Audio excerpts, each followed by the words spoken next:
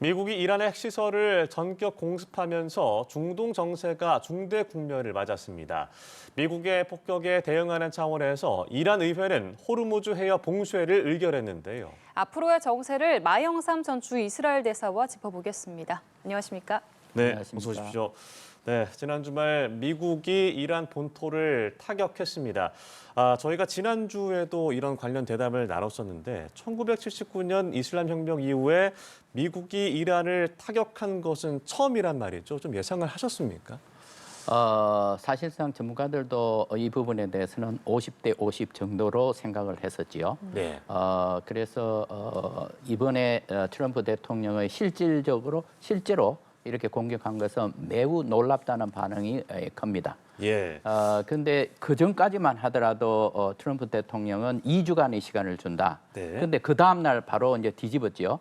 2주간의 시간은 내가 준 최대한의 기간이고 그 안에 언제라도 공격을 할 수 있다라고 했는데 또 한 가지는 이 포르도를 공격하는 데 있어서 과연 성공을 할 것이냐 하는 문제에 대해서 아주 미국 쪽에서도 고민이 많았었지요. 네. 그런데 그 중에 한 가지가 뭐냐 하면은 에어 디펜스 시스템, 그러니까 이란의 방공망인데 이것이 최근에 몇 차례의 공습을 통해서 이스라엘이 상당히 많이 분쇄를 했습니다. 그래서 B-2 스텔스 비행기가 들어가더라도 안전하게 들어갈 수 있다는 이런 판단. 그렇다면 결국 마음 놓고 공격을 할 수 있기 때문에 훨씬 더 작전 성공 가능성이 높아졌다. 네. 그렇다면 더 이상 시간을 끌 필요가 없다라고 해서 일단 실행에 옮긴 것으로 보입니다.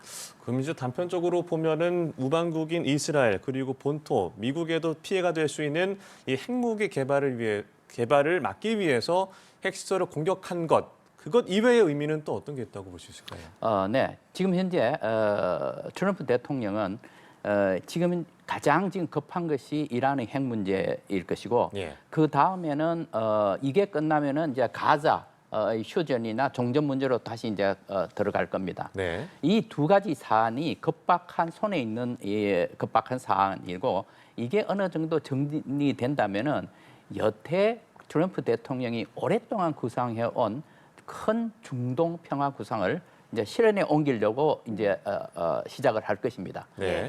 그렇게 된다면은 그야말로 중동 지역 전체에 완전한 지형이 바뀔 겁니다. 이제 그 정도까지 갈 수 있느냐? 트럼프 대통령은 4년 임기 동안에 그걸 해내겠다는 그런 의욕을 보이고 있습니다. 예.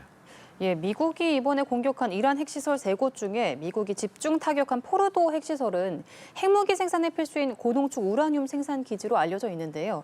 트럼프 대통령은 완전히 파괴됐다라고 밝혔지만 이란 쪽에서는 공격을 예상해서 미리 핵시설을 빼놔서 결정적인 피해는 없다라고 주장을 하고 있습니다. 실제 피해가 어느 정도일 거라고 좀 예상을 하시는지요?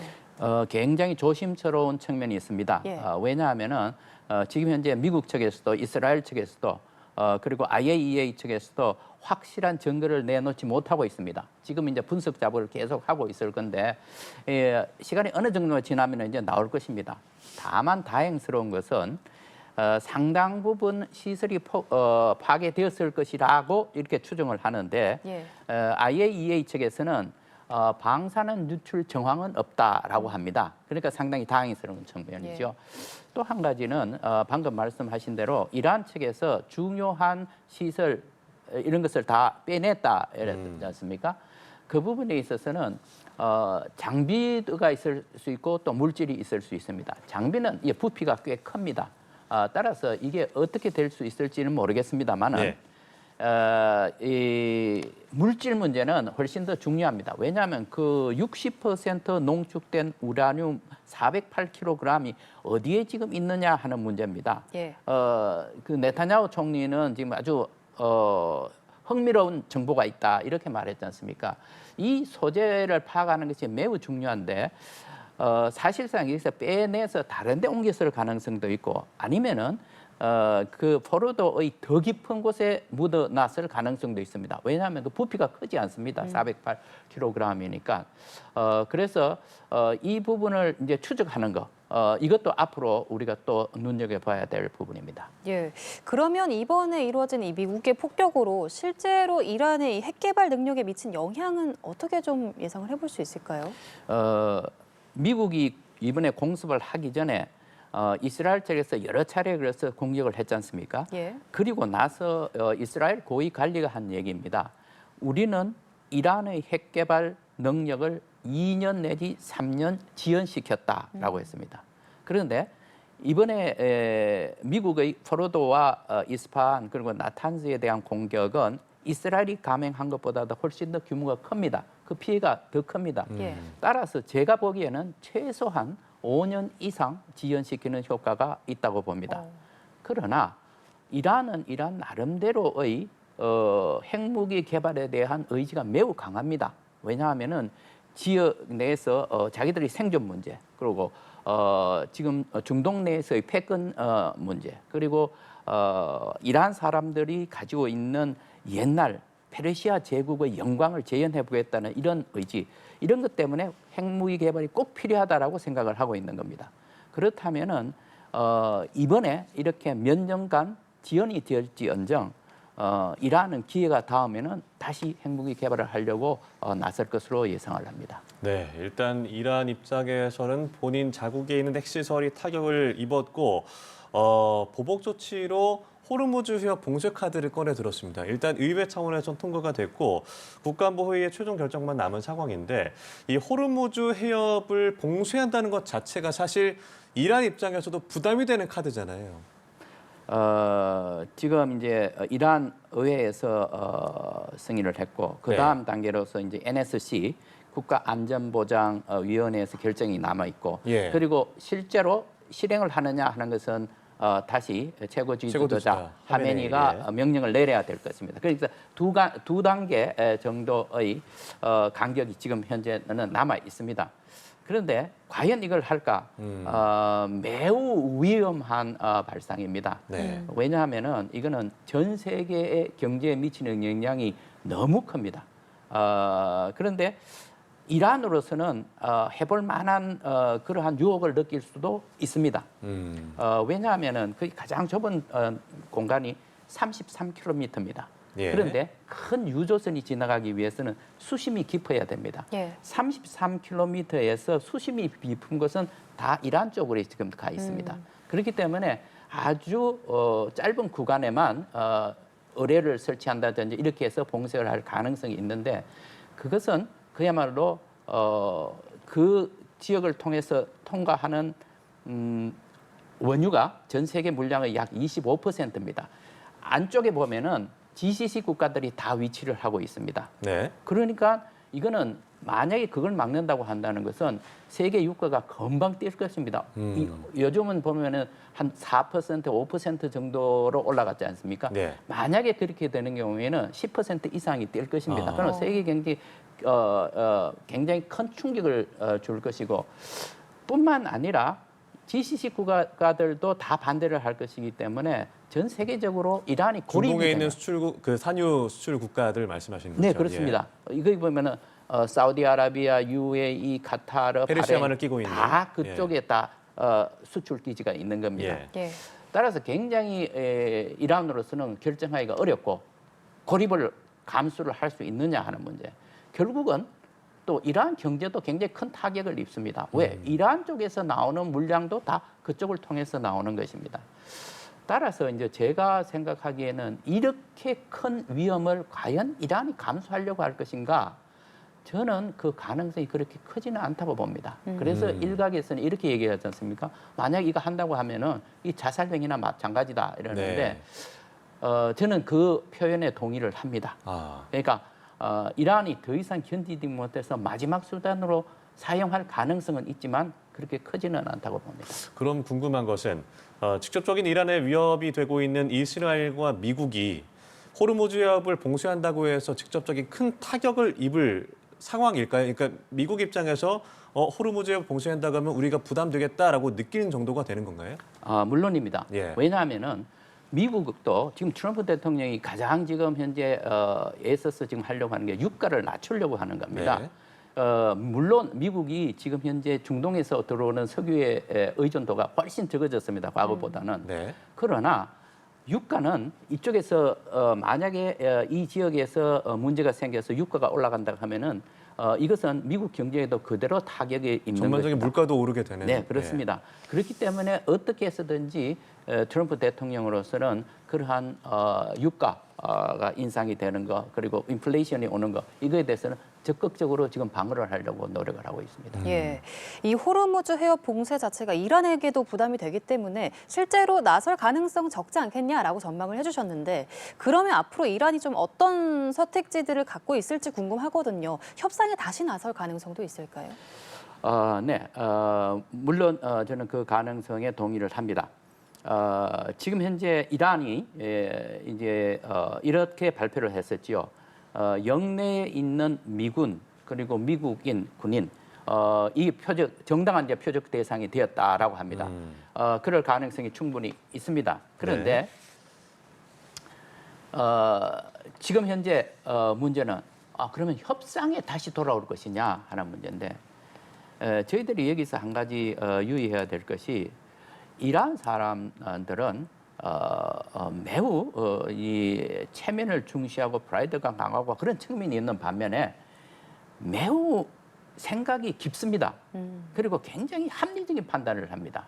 자, 지금 이런 상황에서 지금 미국하고의 대적에서 이렇게 자기들이 속수무책으로 당했는데 앞으로 그러니까 우리가 남아 있는 저항 요소가 뭐가 있느냐? 이렇게 했을 때 방금 말씀드렸듯이 미국 또 미국 시설, 미국 군인에 대한 공격을 할 것이다. 물론 가능성이 있습니다. 그러나 그 여파가 너무 크고 자 이렇게 되면은 이란이 지금 현재까지 계속 추구해온 것이 뭐냐 핵무기 개발하는 거와 경제 제재에서 해제되는 겁니다. 그러니까 그게 다 물론 건너가는 것입니다. 따라서 제가 생각하기에는 합리적인 판단을 한다면은 일정한 기간이 지나면은 다시 핵 협상 테이블로 돌아오지 않을까라고 생각을 합니다. 이게 굉장히 합리적인 이런 추론인데 네. 이란의 경우에는 뭐 당장은 어렵겠죠. 우선 엄청나게 굴욕적인 상황이 되었으니까요. 그래서 제가 보기에는 이 지금 미국 쪽에서 지금 강경하게 트럼프 대통령은 계속 강경한 메시지를 쏟아냅니다만은 그 보좌하는 진에서는 이란이 체면을 손상하지 않고 빠져나올 수 있는 출구 전략을 마련하는 것이 중요하지 않나 생각을 합니다. 그러면 좀 시간이 걸리겠지만 핵 협상을 다시 진행한다고 한다면 이란 입장에서는 우리가 전홍축으로, 그러니까 에너지로 사용할 수 있는 정도로만 사용하겠다라는 결과일까요? 아니면 미국 입장에서는 너네 아예 핵무기 만들면 안 돼라는 정도의 조건이 나올까요? 2015년에 JCPOA라고 해서 핵 협상 협정이 타결이 됐습니다. 네. 그때 내용이 뭐냐 하면은 저농축 우라늄은 할 수 있다, 농축할 수 있다라고 했습니다. 그게 저농도가 얼마 3.67%입니다. 예. 지금 여전히 이란 측에서는 3.67% 또는 그 이하라도 이란 땅에서 우라늄 농축을 할 수 있는 권리를 달라는 겁니다. 이거는 주권국의 권리다라고 네. 주장을 하고 있습니다. 그런데 아무리 저농축이라 할지라도 핵무기를 만들 수 있는 90%까지 농축을 한다고 하는 것은 3.67%의 농축되는 걸 계속해서 원심 분리기를 돌리면은 농도가 높아집니다. 예. 그러니까 3.67%라고 하는 것은 앞으로 핵무기 만들 수 있는 기술과 능력을 보유한다는 의미입니다. 네. 그래서 바로 이 이유 때문에 트럼프 대통령이 2018년에 그 협정에서부터 네. 탈퇴를 하는 것입니다.